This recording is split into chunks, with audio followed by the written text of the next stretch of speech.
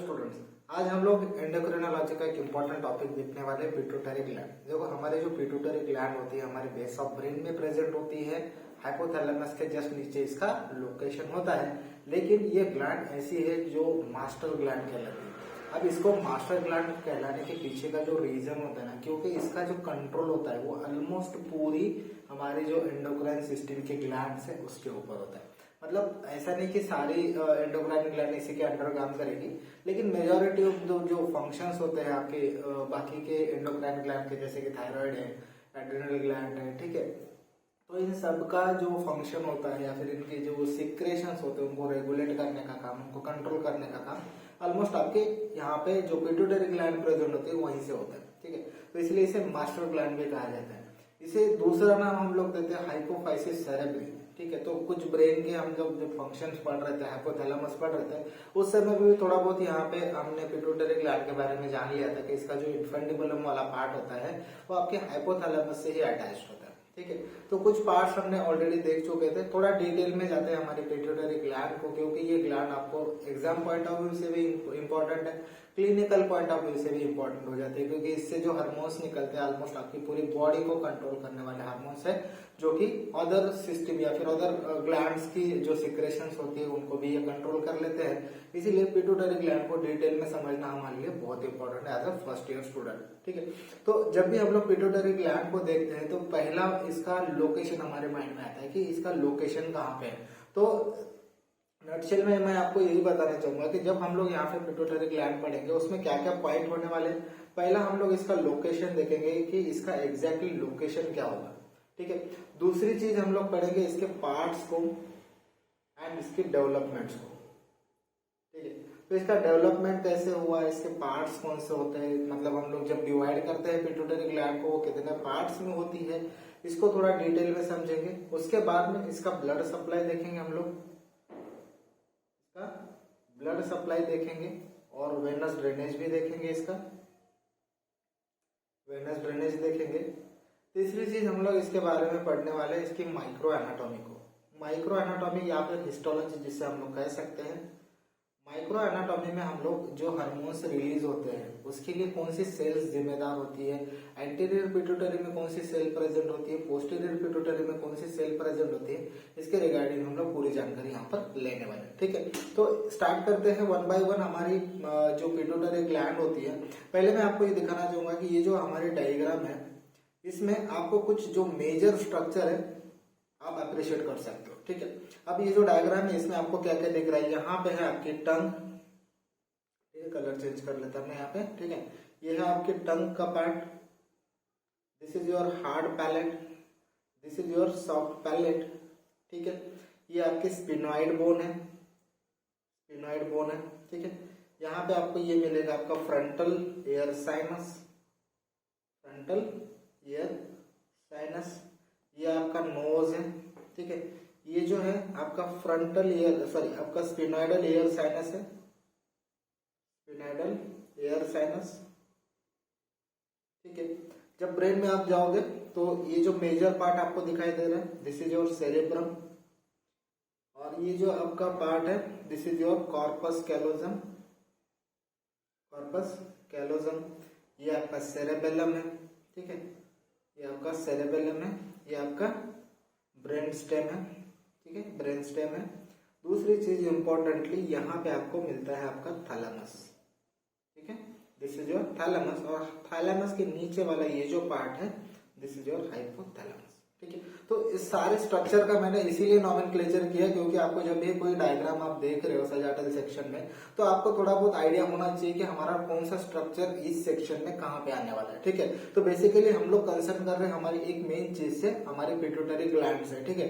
तो इसीलिए यहाँ पे जो पूरे स्ट्रक्चर मैंने लोकेट करवाया है उसके पीछे का रीजन क्या है, क्योंकि जब आप यहाँ पे पिट्यूटरी ग्लैंड को देखोगे तो उसके रिलेशन आपको समझ में आएंगे, ठीक है। तो इसीलिए मैंने थोड़ा डिटेल में जाने के लिए यहाँ पर कहा कि ये जो है आपका स्पिनॉइड बोन है, ठीक है। और स्पिनॉइड बोन में आपको एक एरिया ऐसा मिल रहा है जहां पे एक ऐसा डीप या फिर एक फोसा जैसा यहाँ पर स्ट्रक्चर मिलेगा, ठीक है। इसे हम लोग कहते हैं हाइपोफाइजियल फोसा, ठीक है, या फिर कभी कभी इसे पिट्यूटरी फोसा भी नाम दिया जाता है।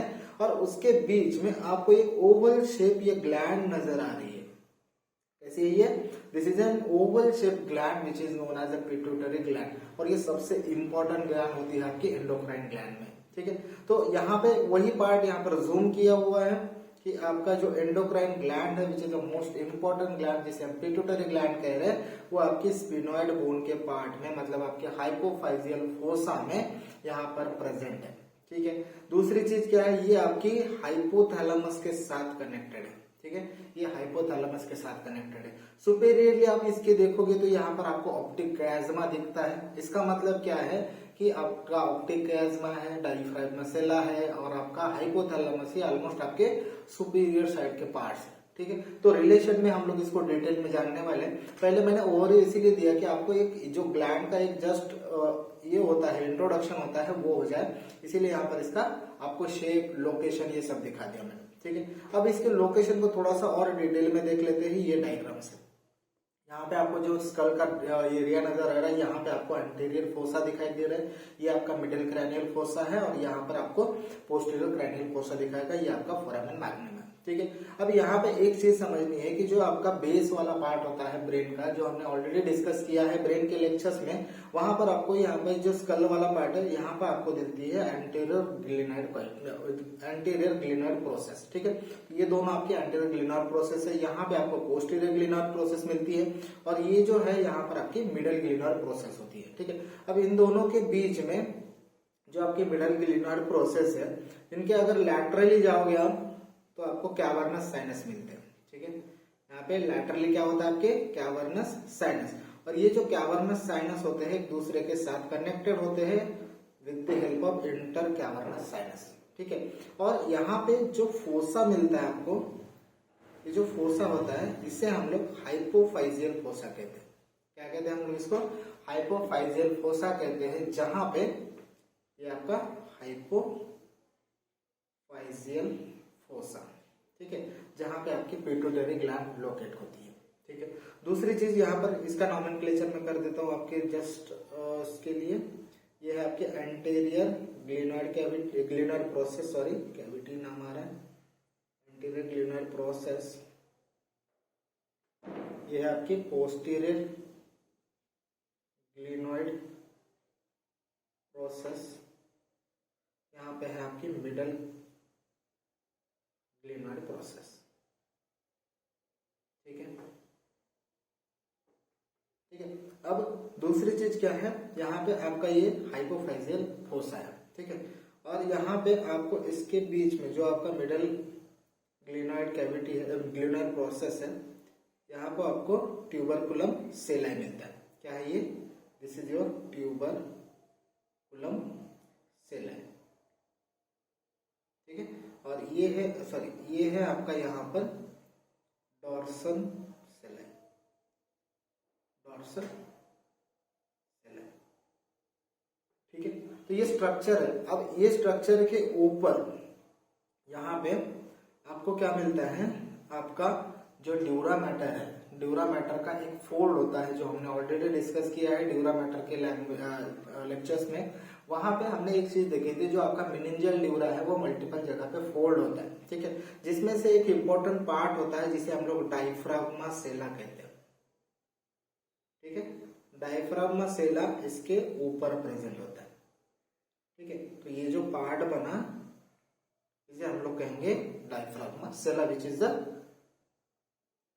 डायफ्राग्मा sella, which is a fold of meningeal dura, meningeal dura matter। ठीक है, ये समझ में आया। अब इसके ऊपर में आपको और क्या मिलता है, यहाँ पे आपको ऑप्टिक कैज़मा का भी पार्ट मिलता है। ठीक है, यहाँ पे आपको ऑप्टिक कैज़मा भी मिलता है। ठीक है, और यहाँ पे जो आपका हाइपोफाइजियल फोसा था जिसमें आपकी पिट्यूटरी ग्लैंड प्रेजेंट थी, उसका स्टॉक ये डायफ्राग्मा सेला को पियर्स करके ऊपर आपकी हाइपोथैलेमस के साथ कनेक्ट हो रहा है। कैसे पियर्स हो रहा है? ये आपके डायफ्राग्मा सेला से पियर्स होके आपके हाइपोथैलेमस के साथ ये कनेक्टेड होता है। ठीक है, तो ये कुछ बेसिक इंट्रोडक्शन है आपकी हाइपोथैलेमस और आपका हाइपोफाइजियल फोसा के रिलेशन के रिगार्डिंग, ठीक है। दूसरी चीज इंपॉर्टेंट क्या है, ये जो पूरा स्ट्रक्चर यहाँ पे बना जिसमें आपकी एंटेरियर ग्लिनॉइड प्रोसेस है, पोस्टीरियर ग्लिनॉइड प्रोसेस है, आपका मिडल ग्लिनॉइड प्रोसेस है, डायफ्राग्मस सेला है, इस सब को और इसका जो हाइपोफाइजियल फोसा है, इन सब को यहाँ पर कलेक्टिवली हम लोग कहते हैं सेला टर्सिका, सेला टर्सिका। और आपको किताबों में जब आप पढ़ोगे तो आपकी पिट्यूटरी ग्लैंड का जो लोकेशन बताया है वो बताया आपका सेला टर्सिका। तो sella turcica is nothing but this is fossa, और आपका जो पेरिफेरल पार्ट है जिसमें कि आपको ग्लिनॉइड प्रोसेस भी मिल रहा है, उसके बाद में आपको ट्यूबरकुलर सेलाई मिल रहा है, उसके बाद में आपका डॉर्सम सेलाई भी है, और आपका हाइपोफाइजियल फोसा भी है उसके साथ, अलॉन्ग विद आपका डायफ्राग्मस सेला भी प्रेजेंट है, ठीक है। तो ये सारे स्ट्रक्चर का ऑलमोस्ट एक पार्ट होता है जिसे हम लोग सेला टर्सिका कहते हैं। तो सेला टर्सिका एक ऐसा लोकेशन बन जाता है कि जहां पे आपकी पिट्यूटरी ग्लैंड प्रेजेंट होती है। वो कहाँ प्रेजेंट होती है? At the base of brain, ठीक है, at the base of brain, ठीक है। तो ये इसका एक लोकेशन होता है मोटो, ठीक है। अब देखते हैं इसके एक एक पॉइंट्स को हम लोग समझेंगे कि एग्जैक्टली आपका पिट्यूटरी ग्लैंड क्या है, ठीक है। तो pituitary gland it is also known as hypophysial cerebri. Hypophysis cerebri इसे हम लोग क्यों कहते हैं? क्योंकि आपका जो यहाँ पर लोकेशन मैंने बताया वहां पे क्या है, आपका हाइपोफाइजियल फोसा है, ठीक है, और इसीलिए इसका नाम हाइपोफाइसिस सेरेब्री आता है। दूसरी चीज क्या है? It is a small endocrine gland which situated in relation to the base of the brain. कहाँ पे है ये? आपकी बेस ऑफ द ब्रेन में। तीसरी चीज क्या है? It is also called master of endocrine orchestra. इसका मतलब क्या है कि ये जो आपकी एंडोक्राइन ग्लैंड है इसे हम लोग मास्टर ऑफ एंडोक्राइन ऑर्केस्ट्रा क्यों कहते हैं? क्योंकि because it controls secretions of other majority of endocrine glands, ठीक है। तो बाकी के ग्लैंड्स का ऑलमोस्ट पूरा जो कंट्रोल होता है वो आपके यहाँ पे पिट्यूटरी ग्लैंड में होता है, इसीलिए इसको हम एंडोक्राइन ऑर्केस्ट्रा का मास्टर कहते हैं, ठीक है। अब इसका लोकेशन भी हमने देख लिया। लोकेशन क्या है? हाइपोफाइजियल फोसा और सेला टर्सिका और पिट्यूटरी फोसा। तो जो यहाँ पे फोसा हमने पढ़ा वो क्या है? आपका हाइपोफाइजियल फोसा है, जिसे हम लोग सेला टर्सिका भी कहते हैं। तो ये पूरा स्ट्रक्चर को मिला के एक्चुअली सेला टर्सिका करते हैं, या फिर इसे हम लोग पिट्यूटरी फोसा भी कहते हैं, ठीक है। The stalk pierces the diaphragma sella and attached about to the floor of third ventricle है, ये फ्लोर ऑफ थर्ड वेंट्रिकल, ठीक है। और आपका यहां पर ही आपका हाइपोथैलेमस का ही पार्ट आता है, ठीक है। तो ये आपका इसका लोकेशन हुआ। अब यहाँ पे इसके मेजरमेंट की बात करते हैं। जैसे कि आप यहाँ पे देख पा रहे हो कि इसका जो शेप होता है वो कैसा है? This is an oval shape gland, ठीक है। इसका जो शेप होता है वो ओवल शेप होता है। दूसरी चीज इसका वेट होता है आपको 500 मिलीग्राम, मतलब आपका 0.5 ग्राम होता है। मेजरमेंट की जब बात होती है तो मेजरमेंट अगर आप देखोगे तो anteroposterior it is 8 mm and its transverse diameter is 12 mm, ठीक है। तो ये इसके मेजरमेंट है। तो ओवल इन शेप है, मतलब आपका शेप ओवल है। 8 mm एंटेरो पोस्टीरियरली मिलेगी आपको और 12 mm आपको मिलेगी ट्रांसवर्सली। वेट की बात करी जाए तो वेट है आपका 500 मिलीग्राम यानी कि 0.5 ग्राम, ठीक है। तो दोनों आपको यहाँ पर पैरामीटर ध्यान रखने हैं, 500 मिलीग्राम का हो या फिर 0.5 ग्राम को, मतलब हाफ ग्राम इसका वेट हो जाता है, ठीक है। अब बात करते हैं इसके रिलेशन तो ऑलरेडी हमने यहाँ पर डिस्कस कर लिए। सुपेरियरली आपको मिलता है आपका डायफ्राग्मा सेला, जो हमने ऑलरेडी डिस्कस किया कि आपका डायफ्राग्मा सेला जो है उसको पियर्स करके ही इसका इन्फेंटिबुलम आपके हाइपोथैलेमस के साथ कनेक्ट होता है। डायफ्राग्मा सेला क्या है? It is a fold of meningeal dura mater, बराबर, ठीक है। ऑप्टिक कैज़मा मिलता है आपको यहाँ पर। ये जो पार्ट है आपका, this is your optic chiasma. Tuber cinereum यहाँ पर होता है। ट्यूबर साइनेरियम आपके यहाँ पर हाइपोथैलेमस का पार्ट होता है, ठीक है। चौथा है आपका infundibular recess of the third ventricle. तो थर्ड वेंट्रिकल का भी पार्ट इसके सुपेरियरली मिलता है। तो सुपेरियर रिलेशन में आपको 4 यहाँ पर पार्ट याद रखने हैं: डायफ्राग्मा सेला, ऑप्टिक कैज़मा और आपका ट्यूबर साइनेरियम है और आपका infundibular recess of the third ventricle है। ठीक है, ये 4 स्ट्रक्चर आपको सुपीरियरली मिलेंगे।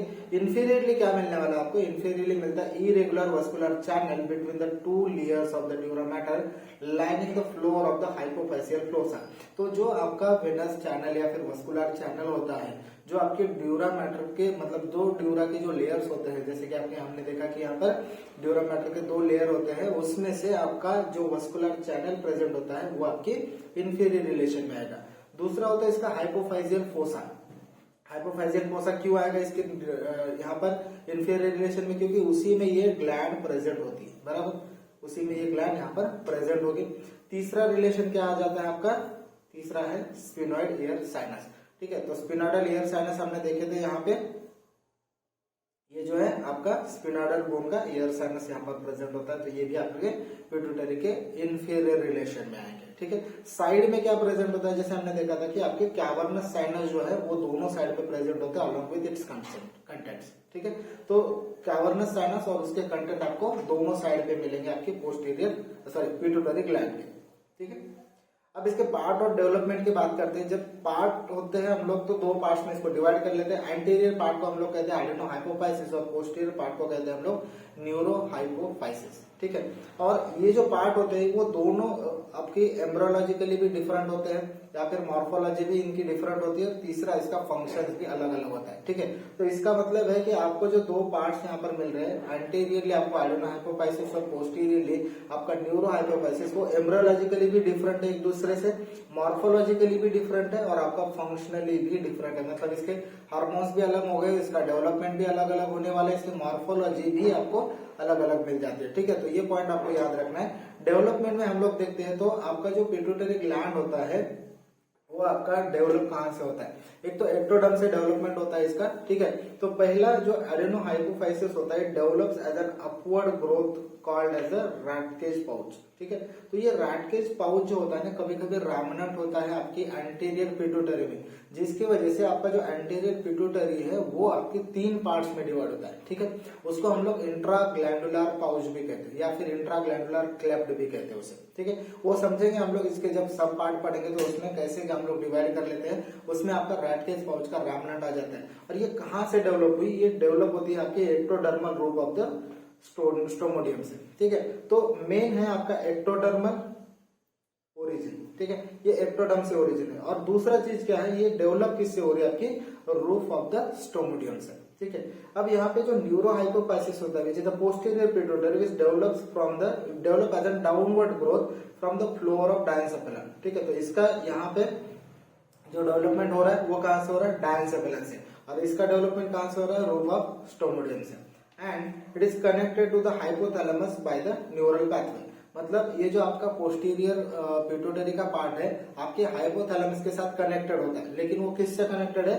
न्यूरोनल पाथवे, मतलब आपके न्यूरॉन से ये कनेक्ट होता है, जहां से आपके हार्मोन्स का भी यहाँ पर रिलीज होकर आपके पोस्टीरियर पिट्यूटरी ग्लैंड में इसका स्टोर हो जाता है। ठीक है, और वहां से वो सीक्रेट आपकी ब्लड सर्कुलेशन में आ जाता है।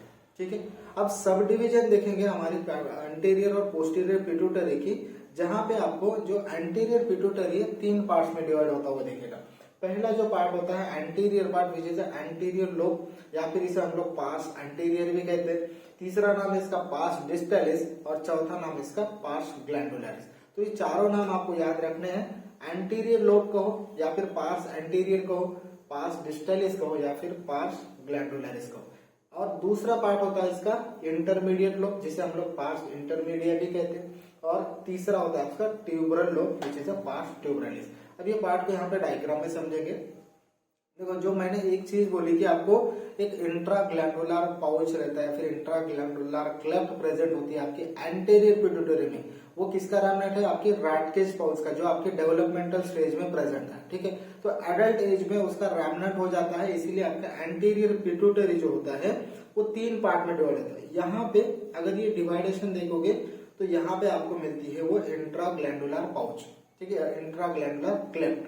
ठीक है, और ये जो इंट्रा ग्लैंडुलर क्लेफ्ट है इसकी वजह से आपका जो एंटीरियर पिट्यूटरी वो 3 पार्ट में डिवाइडेड होता है। ये जो एंटीरियर और आपका सबसे लार्जेस्ट पार्ट होता है इसे हम लोग कहते हैं पार्स डिस्टैलिस। क्या कहते हैं हम लोग इसको? पार्स डिस्टैलिस। और ये जो क्लेफ्ट होती है, क्लेफ्ट के जस्ट पीछे का पार्ट, इसे हम लोग कहते हैं पार्स इंटरमीडिया। ठीक है, क्या कहते हैं हम लोग इसको? Parse intermedia. और एक ऐसा पार्ट है जो आपकी इनफंडिबुलम को यहाँ पर रैप करता है, जो एक्सटेंशन आपके इनफंडिबुलम तक जा रहा है आपके एंटीरियर पिट्यूटरी का, इसे हम लोग कहते हैं पार्स ट्यूबरालिस। ठीक है, तो एंटीरियर पिट्यूटरी के मतलब आपके एडिनोहाइपोफाइसिस के 3 पार्ट्स आपको याद रखने हैं। एक तो एंटीरियर लोब है, दूसरा इंटरमीडिएट लोब है और तीसरा आपका ट्यूबरल लोब है। ठीक है, एंटीरियर लोब जो सबसे बड़ा होता है जिसे हम लोग पार्स डिस्टालिस कहते हैं। जो पोस्टीरियर लोब है, सॉरी आपका जो इंटरमीडिएट लोब है, वो किसकी वजह से बना? आपकी रैटकेज पाउच की वजह से। और रैटकेज पाउच क्या है? आपका डेवलपमेंटल स्टेज वाला एक पाउच होता है जहां से आपकी पिट्यूटरी डेवलप होती है, वो एज अ क्लेफ्ट करके आपके एंटीरियर पिट्यूटरी में प्रेजेंट होता है, जिसकी वजह से ये आपके 2 पार्ट्स में डिवाइड किए। ठीक है, और तीसरा जो कि आपके इन्फंडिबुलम के साथ रैप होता हुआ दिखेगा आपको, वो है आपका पार्स ट्यूबरालिस। ठीक है, ये होते हैं इसके एंटीरियर वाले पार्ट। जब न्यूरोहाइपोफाइसिस हम देखते हैं, मतलब इसका पोस्टीरियर पार्ट देखते हैं, तो वो आपको क्या क्या दिखता है? यहाँ पे पोस्टीरियर लोब होता है जिसे हम लोग न्यूरल लोब या फिर पार्स पोस्टीरियर भी कहते हैं।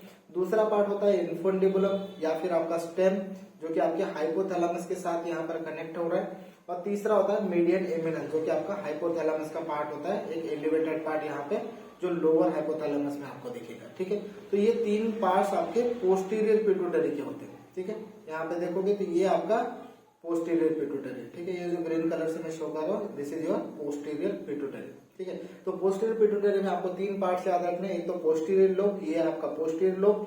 यहाँ पे दूसरा पार्ट है आपका इसका इन्फंडिबुलम या फिर स्टेम, और ये आपका मीडियन इमिनल जो कि आपका हाइपोथैलेमस का पार्ट है, जिससे आपकी पोस्टीरियर पिट्यूटरी कनेक्ट कर रही है। ठीक है, अब इसके बाद में आपका जो आर्टरियल सप्लाई है आपकी पिट्यूटरी का, वो समझ लेते हैं। एंटीरियर पिट्यूटरी में और पोस्टीरियर पिट्यूटरी में 2 आर्टरीज मेन होती है, जो कि आपकी इंटरनल कैरोटिड आर्टरी के ब्रांचेस होती है। और यहाँ पे कुछ कैपिलरी टफ्ट भी प्रेजेंट होते हैं, जो कि आपकी वस्कुलर सिस्टम के साथ अटैच होके यहाँ पे आपके जो हार्मोन्स है या फिर आपके जो भी सिक्रेशन है आपके ग्लैंड्स के और हाइपोथैलेमस के बीच में जो कनेक्शन होता है, वहां से यहाँ पर ये एक्सचेंज हो जाता है। ठीक है, तो कैपिलरी टफ्ट का भी यहाँ पर इंपॉर्टेंट है और आपके वस्कुलर सिस्टम का भी इंपॉर्टेंट। मोस्टली एक चीज आपको याद रखनी, जो भी यहाँ पे हार्मोन या फिर जो भी यहाँ पर सिक्रेशंस होते हैं आपके ग्लैंड्स के, वो आपके सर्कुलेशन में वेनस सिस्टम के थ्रू जाते हैं, वो आर्टरियल सिस्टम के थ्रू नहीं जाते। ठीक है, तो ये चीज हमेशा याद रखना। अब यहाँ पे आर्टरियल सप्लाई देखते हैं। जैसे मैंने बताया कि आपकी जो 2 आर्टरीज मेन होती है, उसमें जो ब्रांचेस निकल के आ रही है वो आपके कहाँ से आती है? आपकी इंटरनल कैरोटिड आर्टरी से। ठीक है, तो ये जो आपकी कैवर्नस साइनस होता है, ठीक है, तो कैवर्नस ब्रांचेस होती है आपकी इंटरनल कैरोटिड आर्टरी की, वहां से आपकी सुपीरियर हाइपोफाइजियल आर्टरी निकलती है और दूसरा होता है आपका इंफीरियर हाइपोफाइजियल आर्टरी का। ठीक है, तो सुपीरियरली अगर देखोगे तो आपको सुपीरियर हाइपोफाइजियल आर्टरी आपको मिलती है दोनों साइड में। ठीक है, each superior hypophyseal artery supplies the ventral part of the hypothalamus, मतलब जो आपके सुपीरियर हाइपोफाइजियल आर्टरी है आपके हाइपोथैलेमस को भी सप्लाई कर रही है। कौन से पार्ट को? वेंट्रल पार्ट को। ठीक है, मतलब इसके एंटीरियर पार्ट को। Upper and lower part of the infundibulum also supplied by the superior hypophyseal artery. और ये सुपीरियर हाइपोफाइजियल आर्टरी की एक ब्रांच होती है जो कि आपकी वेंट्रल पार्ट ऑफ हाइपोथैलेमस को, upper part and lower part of the infundibulum को सप्लाई करती है, उसे हम लोग कहते हैं ट्राबेकुलर आर्टरी। ठीक है, तो ये ब्रांच किसकी है? ट्राबेकुलर आर्टरी आपकी सुपीरियर हाइपोफाइजियल आर्टरी की ब्रांच है, और ये दोनों साइड पे प्रेजेंट होती है, लेफ्ट एंड राइट साइड पे। दूसरी चीज क्या है कि सुपीरियर हाइपोफाइजियल आर्टरी किसकी ब्रांच है? आपकी इंटरनल कैरोटिड आर्टरी की ब्रांच है। ठीक है, अब देखते हैं इंफीरियर हाइपोफाइजियल आर्टरी के बारे में। Inferior hypophyseal artery also present on the each side. ठीक है, each inferior hypophyseal artery divides into the medial and lateral branches which joins and form an arterial ring around the posterior lobe branches from the ring which supply the posterior lobe and also anastomosis with the branches of the superior hypophyseal artery। अब इसका मतलब क्या है कि जो आपका posterior part होता है जहां पे आपकी इंफीरियर हाइपोफाइजियल आर्टरी प्रेजेंट होती है, वो दोनों साइड की एक साथ यहाँ पर अटैच होके पोस्टीरियर साइड पे एक रिंग बनाती है। ठीक है, वहां पर एक रिंग फॉर्म करती है जिसे हम लोग आर्टरियल रिंग कहते हैं, और जहां से आपकी मल्टीपल ब्रांचेस निकल के कहाँ सप्लाई करती है, which supply the posterior lobe. ठीक है, तो ये पोस्टीरियर लोब को सप्लाई कर रही है, कहाँ से आ रही है, आपकी इंफीरियर हाइपोफाइजियल आर्टरी से। और ये एनास्टोमोसिस करती है किसके साथ, आपकी सुपीरियर हाइपोफाइजियल आर्टरी के ब्रांचेस के साथ भी ये एनास्टोमोसिस करती है। ठीक है, अब तीसरी चीज आती है यहाँ पे पोर्टल वेसल्स क्या होते हैं। जैसे कि मैंने बताया कि कुछ आर्टरियल आपकी जो वेसल्स होती है, माइक्रो वेसल्स होती है, जिसे हम लोग यहाँ पर कैपिलरी टफ्ट कहते हैं, वो आपकी कहाँ प्रेजेंट है। जैसे कि यहाँ पे जो आपका एंटीरियर पार्ट होता है, ठीक है, तो ये आपके सुपीरियर हाइपोफाइजियल आर्टरी है। जैसे ही यहाँ पर इन्फेंडिबुलम में आती है, वो आपके इन्फेंडिबुलम का अपर पार्ट और लोअर पार्ट दोनों को सप्लाई करती है, और यहाँ पे एक ऐसा कैपिलरी टफ्ट बनाती है। ठीक है, यहाँ पे ऐसा एक कैपिलरी टफ्ट बनाती है जहां पे आपके जो हार्मोन्स है, जो कि आपके हाइपोथैलेमस के सीक्रेट होते हैं, और वो भी आपके ये कैपिलरी टफ्ट में आ जाती है। यहाँ से ये कैपिलरी टफ्ट से दो वेसल्स निकलती है, जिसे हम लोग पोर्टल वेन्स कहते हैं। ठीक है, तो ये पोर्टल वेसल्स होती है, और जो कि आपकी एंटीरियर पिट्यूटरी में आके अगेन एक यहाँ पर कैपिलरी टफ्ट बनाती है। ठीक है, यहाँ पे अगेन एक कैपिलरी टफ्ट बनाती है, और यहाँ से ये जो कैपिलरी टफ्ट बनता है, ये होता है आपका सेकेंडरी कैपिलरी टफ्ट। ठीक है, या फिर सेकेंडरी कैपिलरी प्लेक्सस। ठीक है, तो ये प्लेक्सस से आपके जो भी सिक्रेशन है एंटीरियर पिट्यूटरी के, वो आपके सर्कुलेशन में आ जाता है, वो आपके सर्कुलेशन में आ जाता है। ठीक है, तो ये इसका जो हार्मोन्स है ये ऐसे सर्कुलेट होता है। पहले आपकी हाइपोथैलेमस से सीक्रेट होके आपके एंटीरियर पिट्यूटरी में जो आपकी सुपीरियर हाइपोफाइजियल आर्टरी के कुछ यहाँ पर कैपिलरी टफ्ट होते हैं, वहां पर ये आ जाते हैं। फिर वेनस सिस्टम के थ्रू जहाँ पे आपकी पोर्टल वेन आ जाती है, वहां से आपके एंटीरियर पिट्यूटरी में ये ट्रैवल करते हैं। ठीक है, वेनस ड्रेनेज कहाँ से होता है, the short when emerges on the surface of the gland and drains into the neighboring dural venous sinuses। ठीक है, तो कुछ शॉर्ट वेन यहाँ पर एमर्ज हो जाती है on the surface of the gland, और वहां से ये कहाँ ड्रेन कर रही है, आपके ड्यूरल वेनस साइनसेस में। ठीक है, the hormones pass out of the gland through the venous blood and are carried to the target cell. तो आपका जो भी हार्मोन्स का पार्ट है, वो किसके थ्रू कैरी किया जा रहा है, आपकी वेनस ब्लड के थ्रू कैरी किया जा रहा है, और आपकी ऑलमोस्ट पूरी जो टारगेट सेल्स होंगे इसके, यहाँ पर ये लेके जा रहे हैं। ठीक है, तो ये पार्ट होता है आपकी पिट्यूटरी ग्लैंड का। ठीक है, अब यहाँ पे थोड़ा माइक्रो एनाटॉमी के बारे में समझेंगे कि जो आपके हार्मोन्स है एंटीरियर पिट्यूटरी और पोस्टीरियर पिट्यूटरी में, हालांकि पोस्टीरियर पिट्यूटरी में से कोई हार्मोन्स नहीं निकलते हैं, जो आपके हाइपोथैलेमस से दो हार्मोन्स आते हैं या फिर दो सिक्रेशंस आते हैं, आपकी पोस्टीरियर पिट्यूटरी में आ जाते हैं, वहां पे ये सिर्फ स्टोर्ड होते हैं। फिर वहां से आपकी जो एक यहाँ पर जो सर्कुलेशन होता है, वहां पे ये इंक्लूड हो जाता है। ठीक है, तो पहले समझते हैं कि जो आपका यहाँ पे माइक्रो एनाटॉमी,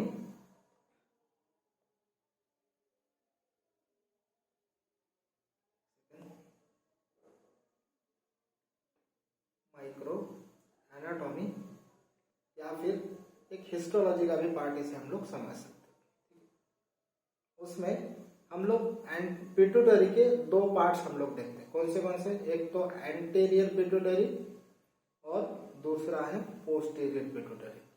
बराबर, एंटीरियर पिट्यूटरी को हम लोग क्या कहते हैं, एडिनोहाइपोफाइसिस, एडिनोहाइपोफाइसिस। ठीक है, और पोस्टीरियर पिट्यूटरी को हम लोग क्या कहते हैं, न्यूरोहाइपोफाइसिस। ठीक है, ये दो पार्ट समझ गए। अब एक एक करके ये आपका एंटीरियर और पोस्टीरियर पार्ट को हम लोग समझते हैं। पहले हम लोग देखेंगे आपके एंटीरियर पिट्यूटरी को। एंटीरियर पिट्यूटरी यानी कि आपका एडिनोहाइपोफाइसिस। इसमें आपको दो टाइप के सेल मिलते हैं। ठीक है, दो टाइप के सेल मिलते हैं। कौन से, पहला है आपका क्रोमोफोर्स, और दूसरा है क्रोमोफिल्स। ठीक है, क्रोमोफिल्स। ठीक है, अब यहाँ पे दोनों में डिफरेंस क्या क्या है।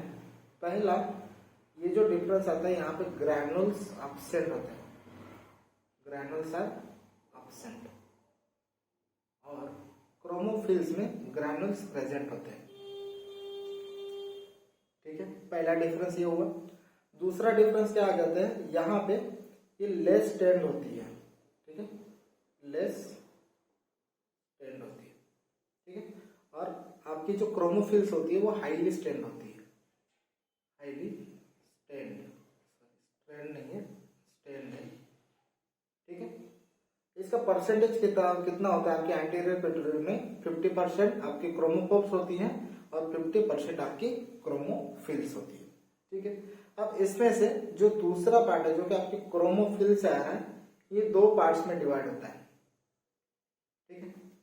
दो पार्ट्स कौन से होते हैं इसके, एक पहला होता है एसिडोफिल्स, एसिडोफिल्स, दूसरा होता है बेसोफिल्स, ठीक है, बेसोफिल्स। एसिडोफिल्स आपके पिंक कलर के होते हैं, जबकि बेसोफिल आपके ब्लू कलर के होते हैं, ठीक है। एसिडोफिल आपके पिंक कलर के होते हैं, बेसोफिल आपके ब्लू कलर के होते हैं, ठीक है। अब यहाँ पे जो आपका एसिडोफिल है वहां से आपको दो ट्रॉप्स मिलते हैं, पहला है मैमोट्रॉप्स, मैमोट्रॉप्स, दूसरा है आपका सोमैटोट्रॉप्स, सोमैटोट्रॉप्स, ठीक है। जो मैमोट्रॉप्स है it gives rise to the prolactin, prolactin, ठीक है। और आपका जो सोमैटोट्रॉप है it gives rise to the growth hormone, ठीक है। अब यहाँ पे जो बेसोफिल होता है, बेसोफिल से तीन पार्ट्स होते हैं, पहला है या फिर तीन ट्रॉप्स होते हैं, पहला है आपका गोनाडोट्रॉप्स, ठीक है, दूसरा है थायरोट्रॉप्स और तीसरा होता है आपका यहाँ पे कॉर्टिकोट्रॉप, कॉर्टिकोट्रॉप्स, ठीक है। अब यहाँ पे जो गोनाडोट्रॉप है it gives rise to the FSH and LH, मतलब आपका फॉलिकल स्टिमुलेटिंग हार्मोन और आपका ल्यूटेनाइजिंग हार्मोन आपकी गोनाडोट्रॉप से आ रहा है, ठीक है। थायरोट्रॉप से आपका टीएसएच आता है, ठीक है, थायराइड स्टिमुलेटिंग हार्मोन, ठीक है। और आपका कॉर्टिकोट्रॉप से आता है एसीटीएच, एडिनो कॉर्टिकोट्रॉपिक हार्मोन, ठीक है। तो ये चार्ट आपको याद रखना है in case of anterior pituitary.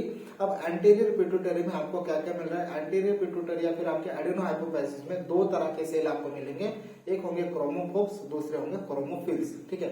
जो क्रोमोफोर्स होंगे वो भी 50% होंगे, क्रोमोफिल्स होंगे वो भी 50% होंगे। क्रोमोफोर और क्रोमोफिल्स में फिल्स में आपको डिफरेंट क्या नजर आएगा, यहाँ पे क्रोमोफोर्स में ग्रैन्यूल्स एब्सेंट होते हैं, यहाँ पे ग्रैन्यूल्स प्रेजेंट है, ठीक है। यहाँ पर ये लेस स्ट्रेंड हो जाते हैं और ये हाईली स्ट्रेंड होते हैं। इसका परसेंटेज 50% है, इसका भी परसेंटेज 50% है। उसमें से अगर आप क्रोमोफिल्स को डिवाइड करोगे वो दो पार्ट्स में डिवाइड होते हैं, एक एसिडोफिल और दूसरा बेसोफिल। एसिडोफिल अगेन डिवाइड होता है दो पार्ट्स में, एक मैमोट्रॉप्स और दूसरा सोमैटोट्रॉप्स, ठीक है। मैमोट्रॉप से आता है आपका प्रोलैक्टिन और आपकी सोमैटोट्रॉप से आता है आपका ग्रोथ हार्मोन, ठीक है। और आपका जो बेसोफिल होता है जो कि ब्लू कलर का होता है, वहां पे आपको तीन ट्रॉप्स नजर आएंगे, गोनाडोट्रॉप्स, थायरोट्रॉप्स और आपका कॉर्टिकोट्रॉप। गोनाडोट्रॉप से आते हैं आपके दो hormone FSH and LH which is a follicle stimulating hormone and luteinizing hormone, और आपका थायरोट्रॉप से आता है थायराइड स्टिमुलेटिंग हार्मोन, कॉर्टिकोट्रॉप से आता है आपका एसीटीएच यानी कि आपका एडिनो कॉर्टिकोट्रॉपिक हार्मोन, ठीक है। तो ये हुआ पार्ट आपकी एंटीरियर पिट्यूटरी का। अब देखते हैं पोस्टीरियर पिट्यूटरी को, पोस्टीरियर पिट्यूटरी यानी कि आपका न्यूरो हाइपोफाइसिस, न्यूरो हाइपोफाइसिस। इसमें सिर्फ आपको दो हार्मोन्स याद रखने हैं, पहला है ऑक्सीटोसिन और दूसरा है आपका वैसोप्रेसिन। वैसोप्रेसिन को हम लोग दूसरा नाम देते हैं एडीएच यानी कि एंटी डाययूरेटिक हार्मोन। अब जो ऑक्सीटोसिन होता है ये कहां से निकलता है, ये निकलता है आपके para ventricular nucleus of hypothalamus, ठीक है। आपकी हाइपोथैलेमस में जो पैरावेंट्रिकुलर न्यूक्लियस प्रेजेंट होता है उससे निकलता है आपका ऑक्सीटोसिन, और वैसोप्रेसिन कहां से निकलता है, सुप्रा ऑप्टिक न्यूक्लियस ऑफ हाइपोथैलेमस। ठीक है, तो सुप्राऑप्टिक न्यूक्लियस से आपका आता है वैसोप्रेसिन यानी कि एडीएच, और आपकी पैरावेंट्रिकुलर न्यूक्लियस से आता है आपका ऑक्सीटोसिन यानी कि आपका जो ऑक्सीटोसिन हार्मोन है जो कि आपकी ब्रेस्ट और यूटेरस पे एक्ट करता है। ठीक है, और आपका जो वेसोप्रेसिन है ये कहाँ पे एक्ट करता है, ये आपके नेफ्रॉन के डिस्टल कन्वोल्यूटेड ट्यूबुल और आपके कलेक्टिंग ट्यूबुल पे एक्ट करता है। ठीक है, तो ये वैसोप्रेसिन और आपका ऑक्सीटोसिन ये आपके हाइपोथैलेमस के हार्मोन्स है। ठीक है, ये आपके हाइपोथैलेमस से सीक्रेट हो रहे हैं, लेकिन ये ट्रैक आपकी पहुंच जाती है एक न्यूरॉन्स के थ्रू आपकी पोस्टीरियर पिट्यूटरी में। ठीक है, आपके पोस्टीरियर पिट्यूटरी में जाने के बाद एक एलिवेटेड पार्ट बनाती है जहां पे ये हार्मोन्स कलेक्ट होते हैं। ठीक है, और ये जो कलेक्शन वाला पार्ट है या फिर जो आपका एलिवेशन वाला पार्ट है इसे हम लोग हेयरिंग बॉडीज कहते हैं। क्या कहते हैं हम लोग इसको, हेयरिंग बॉडी। ठीक है, और यहाँ से जो भी ट्रैवलिंग हो रहा है आपके हार्मोन्स का, इसमें एक प्रोटीन बहुत इंपॉर्टेंट होता है जिसे हम लोग कहते हैं न्यूरोफाइजिन। न्यूरोफाइजिन नाम का एक प्रोटीन होता है। ठीक है, वो इसको यहाँ पर ट्रैवल करने में हेल्प करता है, और ये जो ट्रैक बनती है न्यूरॉन्स की जो कि आपके हार्मोन्स को भी यहाँ पर लेके आ रही है आपके पोस्टीरियर पिट्यूटरी में, इसे हम लोग कहते हैं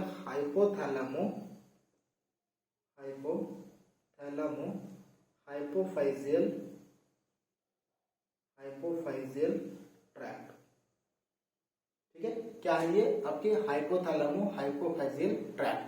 ठीक है, तो ये सारा डिस्कशन आपकी एंटीरियर और पोस्टीरियर पिट्यूटरी में आपको मिलता है। ठीक है, तो यहाँ पे अपना जो एंटीरियर और पोस्टीरियर पिट्यूटरी यानी कि आपकी पूरी पिट्यूटरी ग्लैंड का डिस्कशन यहाँ पे खत्म होता है। अगले लेक्चर में हम लोग यहाँ पे थायराइड डिस्कस करने वाले, थायराइड ग्लैंड का पूरा यहाँ पे एनाटॉमी, उसके ब्लड सप्लाई कहाँ से होता है, क्योंकि थायराइड ग्लैंड का ब्लड सप्लाई थोड़ा सा कॉम्प्लिकेटेड होता है, उसको भी यहाँ पर हम लोग समझने वाले हैं आगे के लेक्चर। ठीक है, थैंक यू।